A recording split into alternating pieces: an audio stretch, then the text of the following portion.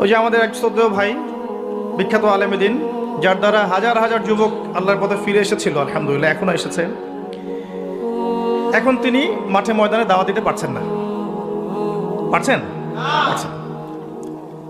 যখন তিনি চমৎকার ফ্লোতে দাওয়াতি কাজ করছিলেন, আমরা নিজেদের ঘরের লোকেরাই টেনে হিস্টে তাকে নামিয়েছি নিচে, তাকে বিতর্কিত করে একটা টিকিট ধরিয়ে দিয়েছি, যান আপনি চলে যান মালয়েশিয়া।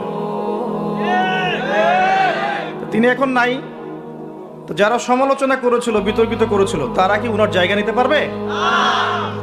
তার একার দ্বারা যে খেদমতটা হয়েছে, এটা সবার দ্বারা সেটা হবে? এই হলো বাস্তবতা। আমরা জানি না যে আমরা নিজেদের ভালো কবে বুঝবো। আমি ভয় পাই আগামী দিনগুলোতে, আল্লাহ ভালো জানেন, হয়তোবা মাহফিলের সংখ্যা কমে আসবে, যে কোনো ইস্যুতেই হোক না কেন।